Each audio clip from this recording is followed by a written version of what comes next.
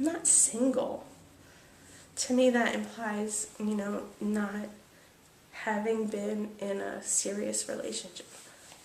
And he's not my ex-husband, because we didn't not get along, or we didn't, get divorced. It wasn't anything that was of our choosing. I mean, if he wasn't sick, we'd still be together. We didn't, not get along or anything like that. So, yeah, I'm a widow. I do fear for it, especially because I don't want anybody to go through what we went through. I don't want our family to have to go through it again, let alone anybody else's. So, I know a couple people that have family members that died of this, and it's sad, but the story's all the same. We found out and hit us like a ton of bricks, and then before you know it, the person's gone,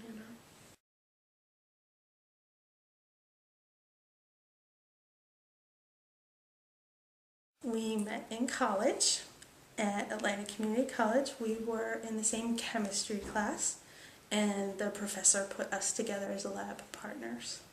We started off as friends because I had just come out of a bad relationship, and we were hanging out at school, studying together, hanging out at the mall, and then eventually we went on a date and started dating and moved in together, and eventually moved on from Atlantic Community College to Stockton College, and we moved in together and went to college together, got married, had a baby.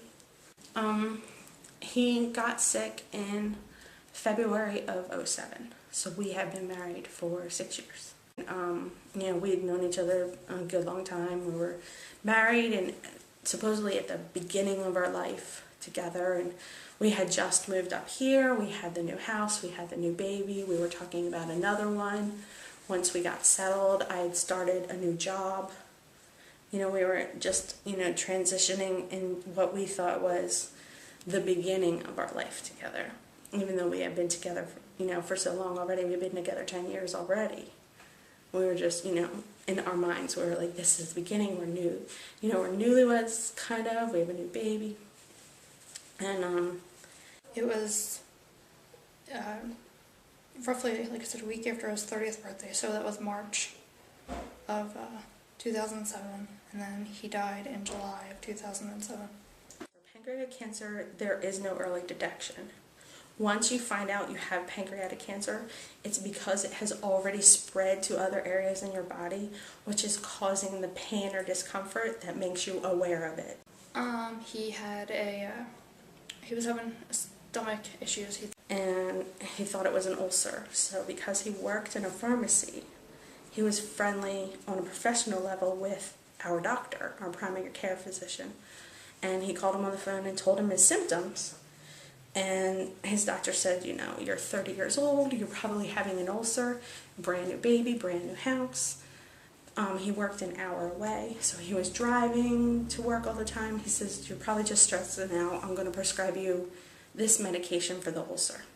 Went on the medication. A lot of the time for it to start working, it didn't work. Then the doctor said, it could be something else.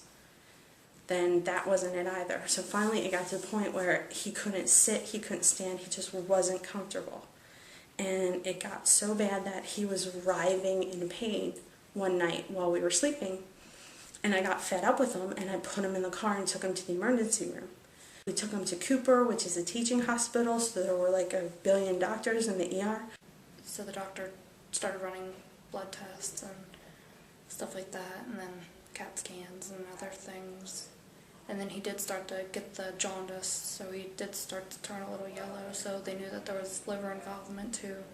No, it can't be, I don't know, he's too young, blah, blah, blah. We have to get this specialist to come in and do this test and that test.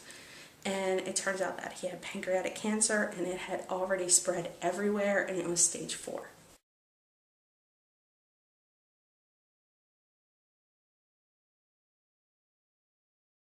Because with the diagnosis like that, you don't want to, mess around, because it already has such a short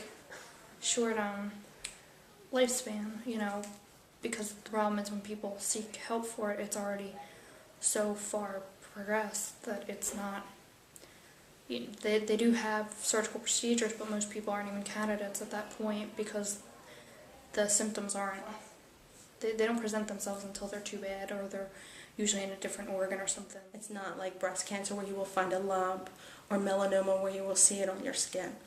It's something that can really only be detected if you're getting MRIs or CAT scans every year, which who would do that?